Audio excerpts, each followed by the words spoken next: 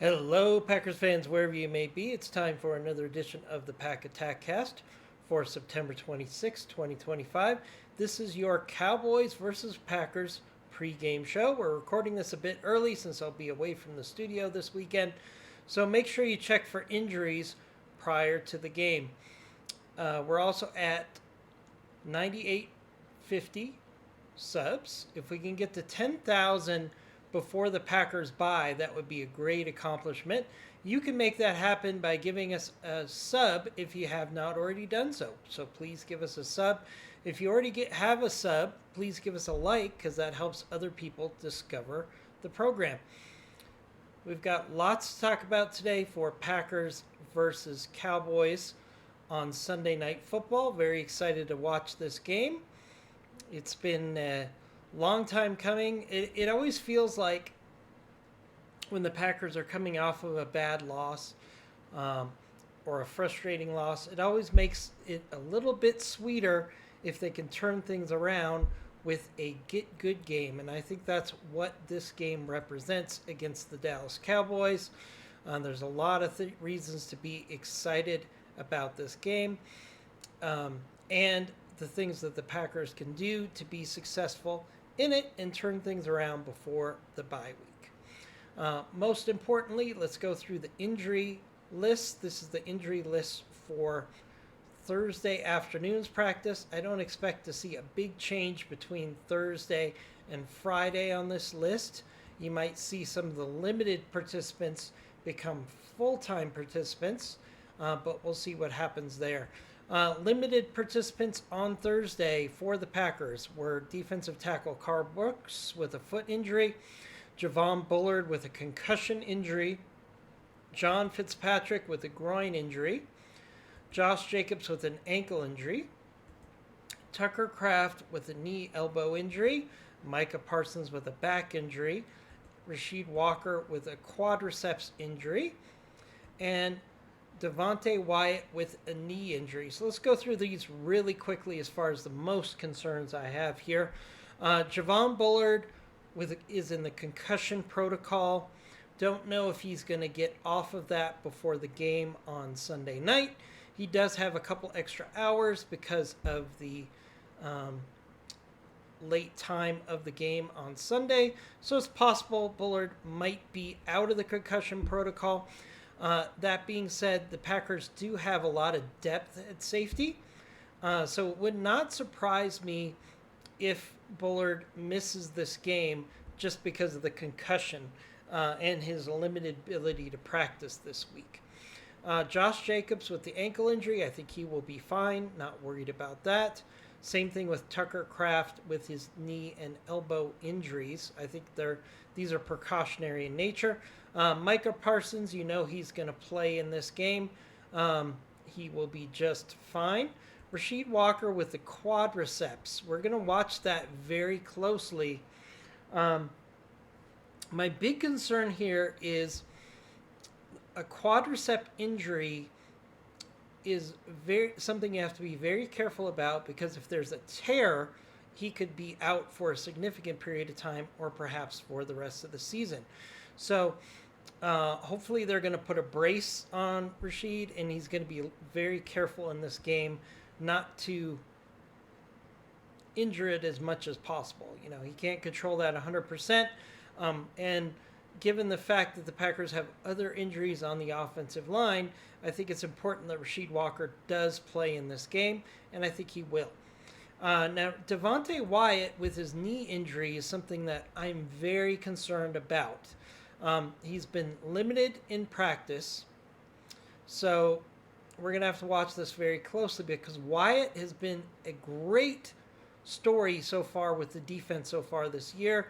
This is his first year as a primary starter for the defensive tackle position, and he's been playing exceptionally well. And him being out of the rotation would be a key loss.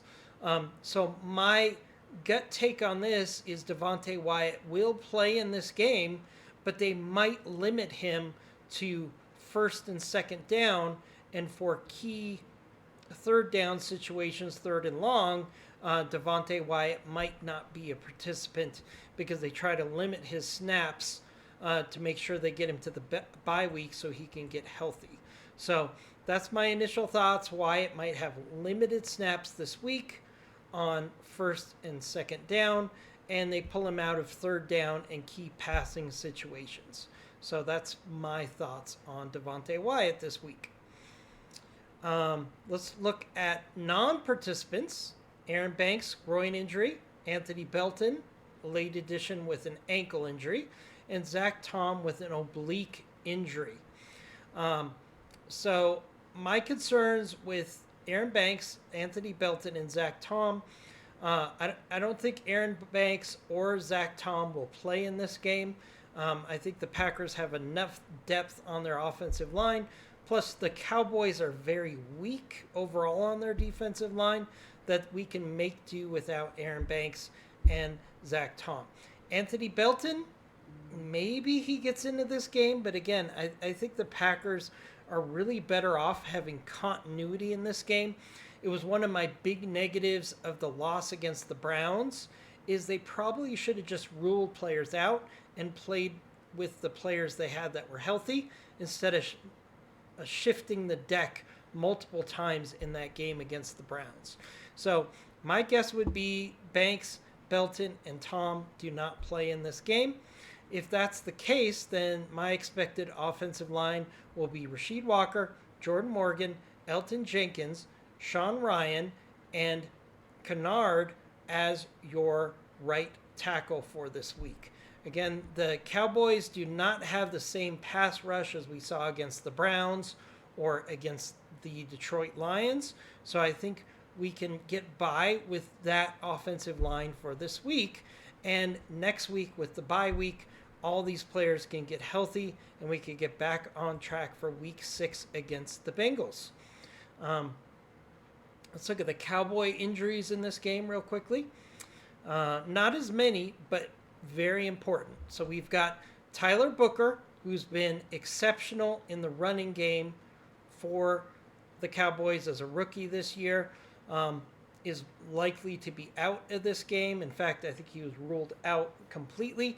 CeeDee Lamb is doubtful for this game, but I think he is also going to be out of this game. Both of these players are expected to be out 4 or 5 weeks, so it's very unlikely they will get into this game. Booker out for the offensive line is really going to impact the pass blocking and rush blocking for the Cowboys this week. This is a major loss. And also, Lamb being out is going to have a major impact in this game. Historically, the Dallas Cowboys score a touchdown less per game without CeeDee Lamb. So if CeeDee Lamb is out of the lineup, the Cowboys lose at least a touchdown on average, and that's a significant difficulty when the Packers are already favored to win this game. So my thoughts on this is it's just another angle that supports the Packers having a significant victory in this game. So the Packers do have more injuries, but I think the Packers have more depth to compensate for the injuries in the game, whereas the Cowboys are generally very thin on talent, and losing these key players is going to definitely tip the scales for the Packers. So that's my thoughts on that in general. And what I want to do now is I want to take a look at the matchups in this game. The matchups really severely favor the Green Bay Packers. So let's talk about those. I'm going to share my screen here. First, we're going to look at the Packers defense versus the Cowboys offense here. As you can see here, CeeDee Lamb has been removed from the lineup. Thanks, PFF, for giving us that update. So their major offensive weapon right now is Pickens, and that's going to be something that the Packers are going to definitely compensate and shift coverage to Pickens. I do expect that Pickens is going to be matched up mostly against Keyshawn Nixon or Carrington Valentine, both of which are better overall, in my opinion, than Pickens.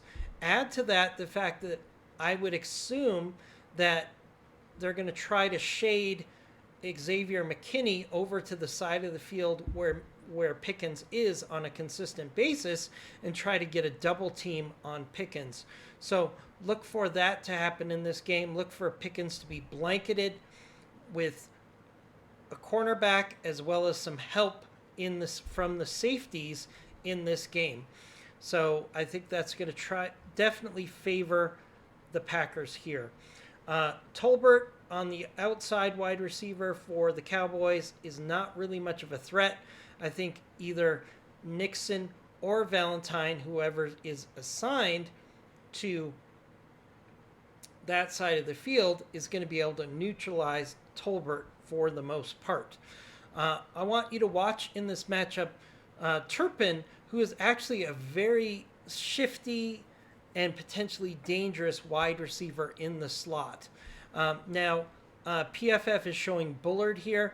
Not only is Bullard possibly out of this game with a concussion, but I think you're actually going to see Nate Hobbs in the slot on third down, and you're going to see Valentine on the outside. So when you factor in Hobbs versus Turpin, I think that's overall a neutral matchup, and I think that Hobbs will be able to keep Turpin under wraps with some help from the safeties.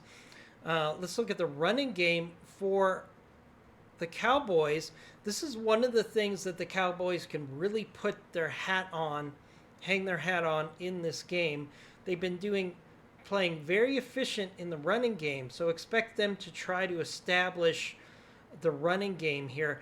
The challenge for the Cowboys here, though, is they've got Micah Parsons, Wyatt, Rashawn Gary, and also Lucas Van Ness, who's been playing a lot on the inside. They are going to be better in this matchup than the offensive line for the Cowboys, which is very average at best. Guyton has been struggling at left tackle. He's going to be dealing with Parsons, along with probably some chipping from Ferguson to try to slow Parsons down. Steele has been okay at right tackle, but he's no Rashawn Gary. Rashawn Gary is going on 5 consecutive games with a sack. So look for that to continue against Steele. On the offensive interior, they're really not in a significant advantage here against Wyatt or Brooks, or again, Lucas Van Ness, who tends to play also on the inside. So the offensive line for the Cowboys is going to be at a big disadvantage, both in pass defense and in rushing the ball. I think they're going to be at a significant disadvantage here.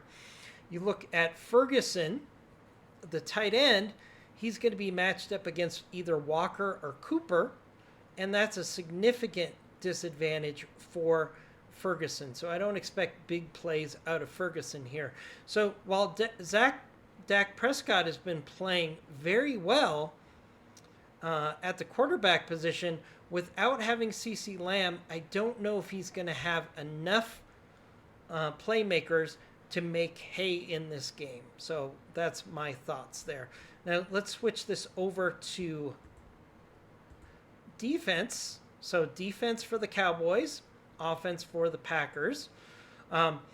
We've got Matthew Golden, who I think has a opportunity to have a breakout game against either cornerback that is opposing him. I think Matthew Golden is a more impactful wide receiver than either of the corners for the Cowboys. So I do expect Matthew Golden to have a good game this week. I think we'll finally get him over 100 yards and a touchdown in this game because of the matchup. Not only is it the corners that are a disadvantage for the Cowboys, but their safeties are also very average, and I don't think they're going to be a big impact in this game either way. So once the Packers have the opportunity for big plays in the passing game, I think they're going to be successful both against the corner and against the safeties in this game for the Cowboys. The Cowboys are really in a tough spot with regard to their safeties.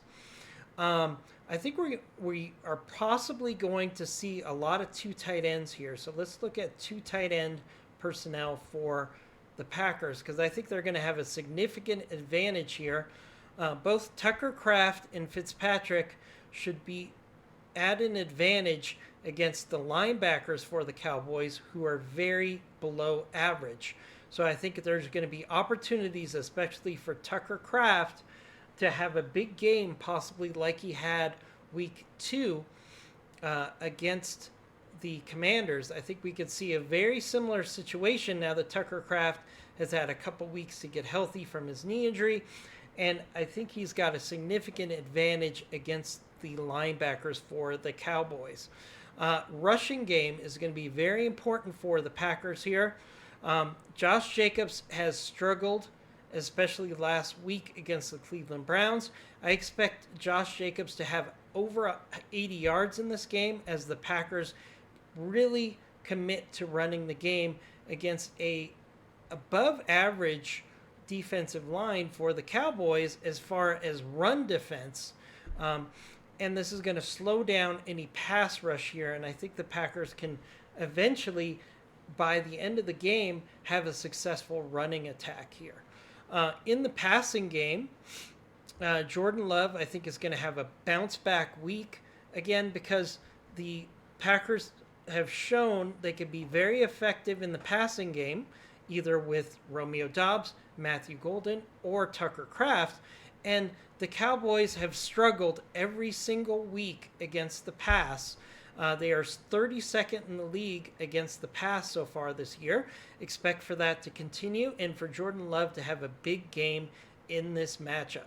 So I'm very convinced that this is going to be a Green Bay Packer victory.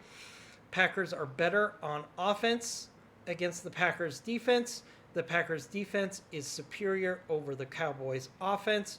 The only thing that really could tip the balance here is if there's a turnover advantage for the Cowboys that might make this game a little closer, or if there's a special teams play for the Cowboys in this game that really gives them some points.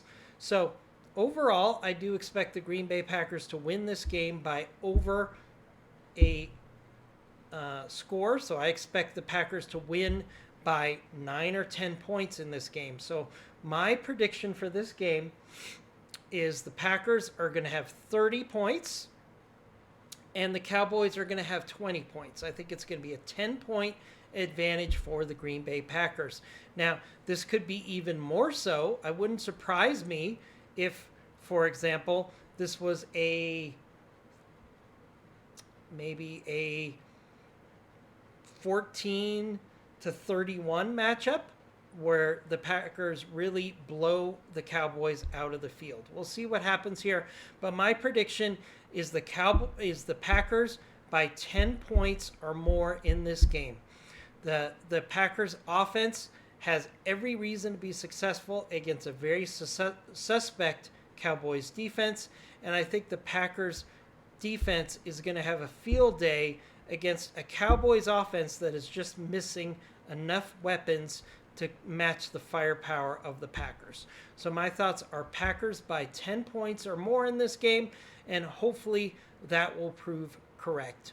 We're going to have a post-game show either Sunday evening or on Monday morning. We'll see how things go in the game, since it is a Sunday night game. But either way, I'm going to have my thoughts for you after the game, either Sunday night late or Monday morning. So on that note, enjoy the game. I'm very excited about seeing the Packers come out and thrive and have a bounce back win against the Dallas Cowboys this week. Hope you enjoyed the stream, and we'll see you after the game. As always, go Pack Go, and we'll talk to you post game, hopefully for a Packers victory Monday. Talk to you then.